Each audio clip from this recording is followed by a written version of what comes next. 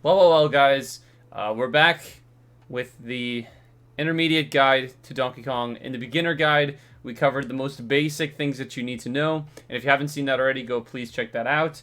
If you're a beginner anyways. If not, then maybe not. That's not the video for you. But today we're going to be talking about what you need to be doing once you've already optimized your bread and butters, your neutral, all that advantage and disadvantage. This is taking it up a notch. We're using the same format as we used last time, but this time we're going to be doing it a little bit harder. So if you follow along, you can pause the video at any point. If you need to learn something, you just rewatch it. We're going to hop right into it. So first we're going to talk about neutral. All right. Now, in the last video, we talked about the most basic things like dash, attack, grab as a 50-50 to condition them to jump, which then leads into back air pressure, right? But the better people that you start to play, you tend to start to having to play more defensive, right? Because if people are pressuring you, which happens most of the time, or if you're playing campers, you have to be a lot more careful with your 50-50, right? So if I'm spamming this option, right, or if I go for a dash attack, and I go for a grab, well, they're going to start backing up. They're going to start using their projectiles. They're going to start outspacing me. Possibly they have a better 50-50 than I do. So what are we going to do about that, right? Instead of going for dash attacks, grabs, which are conditional in certain matchups, we're going to be using more back air, okay? This is an all-purpose tool. You can combo, you can kill, and you can ledge trap with it. And this is one of the most important things in neutral, of course. You need to be backing up with this. You need to be going forwards. It's great to condition somebody to shield, because if I'm over here and I'm doing this, I'm going to be reverse that, right? What happens a lot of the time is if you're back airing somebody, they want to get out of the corner as fast as they can, so it's going to opt to make them roll, or they're going to jump, right? Because you can't just stay infinitely pressuring with back air. You need to make sure that you're spacing this as well, and by that I mean do not be landing on their shield with back air. As I said in the last video, retreat with it as much as you can, because it is punishable on shield. The second thing we're going to be talking about is our tilts. Now, our tilts, as I did say in the last video, can be good if spaced, and that is a true statement. You need to space this thing, all right? So I would say it's best to condition them to approach you in the first place with punch, because in neutral, when you get punch, it's horrifying. You can get so many early kills, and what that's going to do is it's going to slowly push them closer and closer towards you, and which you can just dash back, forward tilt, dash back, angled upwards, forward tilt, all that stuff. I'm terrible at that, as you can see, but it's important to, when you are using your tilts, there's two main ways you're going to use them, which is at the ledge here, trying to two-frame them, or catch them going high, or you're going to dash back in neutral and F-tilt forwards. You never want to approach into F-tilt or approach an up-tilt, because it is a defensive tool that needs to be spaced. If you do manage to space it correctly, that's going to condition them to choose generally an aggressive option, but it is unpunishable for the most part. There are certain characters that can punish it, of course. So use it only at the ledge or dash back. The third thing that we're going to go over is our grab game. Now, the last time we talked about this, I recommended cargo, forward throw, into up throw, into up air, because it's a very simple combo. Now, this is where Donkey Kong becomes broken, right? If you're doing cargo up throw, you can get 2 true back airs. Debatably true. Which means that 2 true back airs equals infinity. Because when you do an up throw into a back air, they know you're going to go for another back air, which means they're going to air dodge, right? And then boom, down air, right? I talked about this before. I'm not sure if it was in the previous video or not. But if you condition them with up throw back air, they're going to air dodge the second back air, and you can punish that air dodge with even more damage. So this happens on everyone. You can get almost what seems to be like a true down air into a neutral air, which does, wow, 60%, because they air dodge the second back air, because if they don't air dodge that second back air, they're going to get back aired again, and that sucks. So that's just one point of Donkey Kong's grab game. You can also mix up with cargo down throw into tech chase. What I like to do here is I like to cargo them, and then down throw them, and then do dash forwards down B, because it covers nearly all options. It covers roll in, neutral get up, no tech, and then if you dash forwards far enough, it can even cover roll away. So it's a great coverage option here. If this is offline, always go for down B. Don't try to hit the jab lock. It's not going to work. But keep that in mind. The final point that we're going to be talking about in neutral is spacing. So this goes into every attack. I would recommend you go into the training room and just mess around with trying to hit around them, right? Don't try to hit them, but try to hit around them. Because what this is going to condition you to do is be a little bit more, I have to say, a little bit more execution on your aerials. See, as close as you can get without hitting him. And then that'll be more precision. You'll learn how to have more precision, if that makes sense. So Nair is very good to cross up shields because it is -2, I believe, or -3 if you land with it spaced. So very unpunishable. Back air can be very unpunishable as well. If you space your dash attack, it can be up to -1, guys. So if you dash attack out of the corner like this and it hits their shield at the very last couple frames, you get a -1 option, which means it's unpunishable. So spacing dash attack is extremely crucial. It's your main combo starter, of course. You get dash attack into whatever you want. So that's pretty much the entirety of neutral. And we're going to be moving on into the second category, which is going to be disadvantage. This is the most important thing you need to understand as a Donkey Kong player. Getting down against most of the characters in this cast is very, very, very difficult. And so saving your double jump is the most important thing.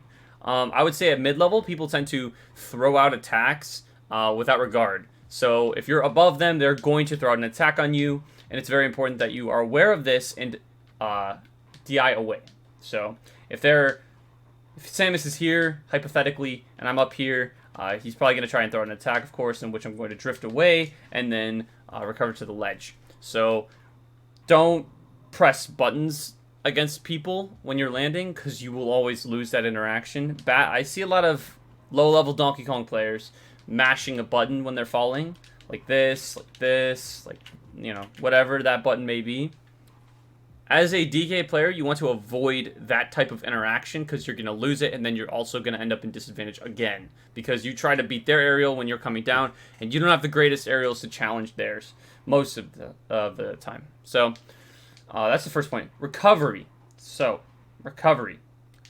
This is also extremely crucial. All right. Angle your up B depending on where they are standing. If they are coming like this and they're throwing out aerials in this area, right, or they're hanging out on the platform, you want to go as low as you possibly can, tuck under the stage, and like that, right? However, if they're trying to two-frame you or they're trying to box in this area below, and they're going like this, I like to recover high. Or not recover high, but at an angle, if that makes sense. And then finally, if they go in this area down here to cover your low recovery, then you would recover high. Because if you immediately up B into their attack, you do have iframes. So it's very important that you do challenge their attacks, but not from below. Only from the side or from above. So if I see you up being, it's stupid points. That's just the biggest indication that you're not a great Donkey Kong player because you need to know how to recover. Sometimes it is better to just up B flat out back onto the stage if they're in that vicinity because the punish you're going to get is very minimal. So just hang out around here, watch what they're going to do. If they try to cover it, go high. If they don't cover it, go low. And then, yeah, so that was more of the first point. The second point is going to be talking about ledge game. So in disadvantage, right, your options are very obvious. Get up attack, roll, neutral get up, jump. I think that Donkey Kong's get up attack might be one of the worst things in the game. But mid-level players do not know how to punish neutral get up, alright? So, what that means for you is do this. Literally time your neutral get up. A lot of the time they're throwing an attack and they're not timing it well. don't try to roll, because if they are throwing out an attack, which is what mid-level players do, they will throw an attack and it's going to hit your, it's going to hit your tie hurt box. So don't roll as much as you possibly, just don't do it as much as you can, if that makes sense. Don't roll, because rolling is bad and you're going to get hit. I could say jumping is good, but most of the time, if somebody is throwing out an active hitbox, it's going to hit you, and that's bad. If they're shielding, remember, you can up B past ledge, and it pokes full shield, by the way. So if you hit all hits of up B, any character cannot shield it, because it will hit the full shield and it will pop it. So if you're here and they're shielding, don't be afraid to double jump up B. It can actually beat out moves sometimes as well, so that's a good option to have under your toolkit. The third and final point is going to be landing. So remember how I said earlier how you're not supposed to land with aerials, right? Don't do this. Don't do this. Like, just don't do it. It's bad. So landing can be very dependent on the stage. If you are playing on PS2, it's never a bad option to try and land on those platforms and hop around them, right? But if you're on Battlefield, if you land on a platform, it could spell your death, because you might be playing against a character that's good on triplats, and then you're just going to die. And most characters can actually do some weird up air combo or an air combo. So try to avoid the platforms on Battlefield. Try to get yourself in the corner more often than not. And don't ever find yourself on that top platform. Please do not do that unless you're in advantage state. So on characters on places like Town or PS2 or even Kalos, it's not a bad place to go when you're landing, is to a corner platform. But that's why you need to know your stages, because that's a whole other topic. So landing, go to a platform typically on the stages I mentioned. On other stages, don't. But do not land aggressively. If you have to land, go to the ledge, because the ledge obviously gives you the most choices, right? Because if I'm landing and I'm trying to land away, you can mix up your drift with B reverse down B, because it can be a good landing option. Sometimes what I'll do is I'll go in, right? Like I'll go here and then I'll fade the platform. I'll go in here and then I'll fade back and then I'll be reverse, and it will just pop. I'm like right on top of him, and I can hit him and I can get a true grab into back air, right? So understanding how to land is really important. Generally, people are two sides in the spectrum. They're going to air dodge or they're going to press the button. Rather than just doing nothing altogether, which is what I recommend you do. I recommend you do nothing and wait for them to do something first, and then you choose an option. Or if you know they're going to do an option, then you choose an option corresponding to that option. So that's another very important thing, and once you get better at that, your disadvantages could be fine. And there we are. Disadvantage: your recovery, your ledge game, and your landing. The third and final point we're going to go over, as we've already gone over neutral and disadvantage, is advantage state. Are you trying to tell me that you watched this much of the video without liking or subscribing? Come on, man! So, within advantage state, there are 4 points: option coverage, strings, rage, and fear. All of these kind of come together, and you can definitely abuse these a lot better at mid-level than you could low-level or beginner level, because you have the ability to survive better with better TI, you have better choices to recover to the stage, you're choosing the better options on landing, disadvantage, etc., right? So it's these points, your advantage state gets better like the more you become a better player. Even at high to top level, if you have a better, like, your advantage state only gets better, right? Your disadvantage, not so much, but your advantage state only gets better the better people you play, the better you become. So, starting with the first point, within the point advantage, option coverage. Now, option coverage is something that I did briefly touch upon in the beginner guide, but I didn't explain it in full.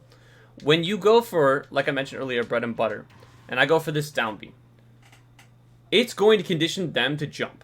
All right. So when I go for down B, players always jump out of down B, which means you get a free back air. Fun fact. If I did down B here and he was a real person, I would go for double jump back air and it would catch them 99% of the time. And if you miss it, it's still safe, right? Or say I put him on a platform right here. If I do double jump neutral air here, right, it covers the entire platform, which means that he can't tech in place. He can't tech to the left. He can't tech to the right. He can't do neutral. He can't do get up attack, because if he does, I'll punish it. Right? It covers every single option. It's very, very good on platforms, and you can sometimes hit the sour spot on each end where they pop off, and then you can jab lock them because they get stuck in the ground. It's kind of funny. So understanding option coverage, there are scenarios where you can cover every single option or the most that you can, like doing back airs in the corner to catch their get-ups, because it really it does give them very limited options. So mastering those advantage state option coverages is just crazy. It can lead to so much and furthering your own advantage state. So the second point is what we're going to talk about is strings. Strings. All right, so I believe in the last video I talked about dash attack, back air nonsense, right? But there is a lot more than that to that. There's a lot more than that. That all depends on where your opponent is going to DI. So if your opponent DIs in on your dash attack, you can get up air, right?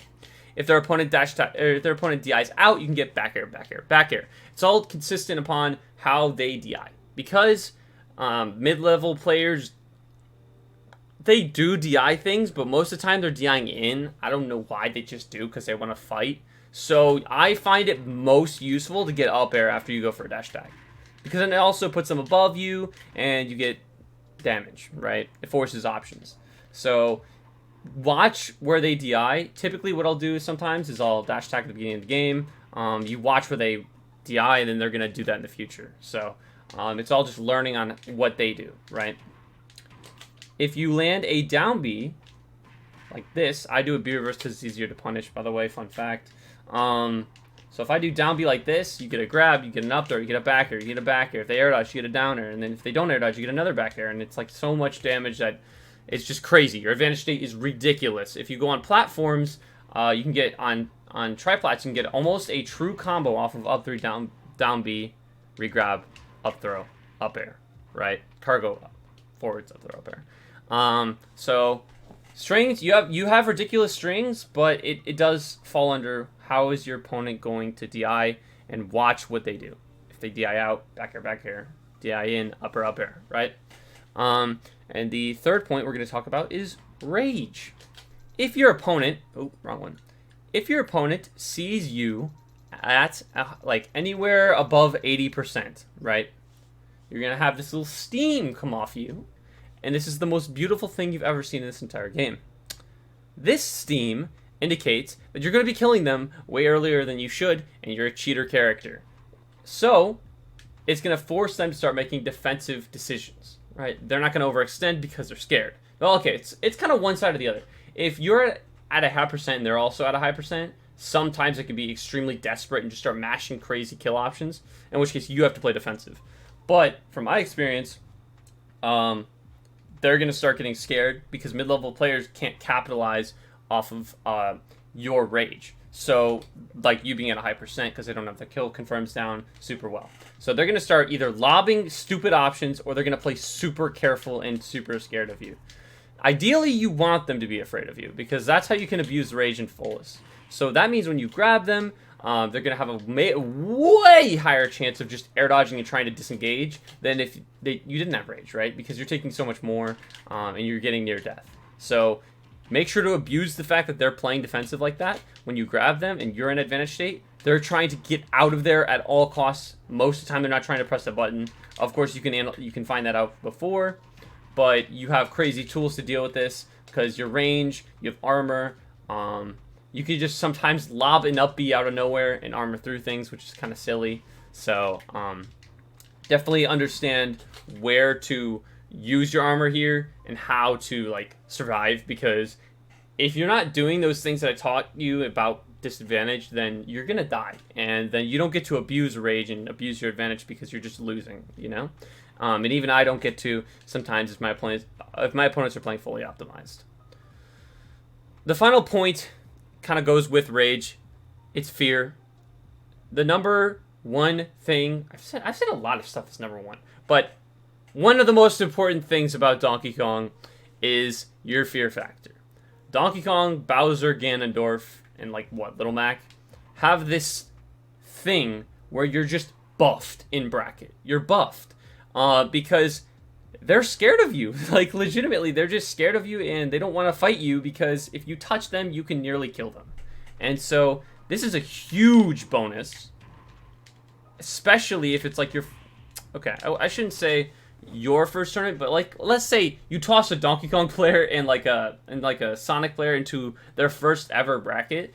9 out of 10 times that Donkey Kong player is gonna win if they're even skill level, because I'm being honest here. You don't have to output as much, right? You don't have to play as safe, play as careful. You have much higher chances to kill them, and you have much higher chances to just win, right? So abusing your fear is huge. You can crack down on top players after a certain point. If you start picking out very specific details, but I'll have that in a future video, you can really make anybody in the entire game scared, because we're all just human, right? So hopefully this video helped you. It's kind of like a mix between beginner and high level, because at some point you do have to understand certain things and how to optimize them. Otherwise, it's like there's no purpose of me making this video. I'm not just gonna make it baby easy. If you have any if you're confused with anything, let me know in the comments below. If you really want me to make like a high or like an expert section, expert level, I'd be interested in making that, because that's something that I could very easily make. Unlike this video, I actually had more struggle making this one because, like, it's weird, you know? Like, it's the level before where I'm at, so it's like, it's not beginner, which is not teaching somebody the basics, but it's teaching someone something that they can comprehend and optimize, right? So, yeah, if you enjoyed, let me know in the comments down below. As always, guys, I will see you in the next video. Peace.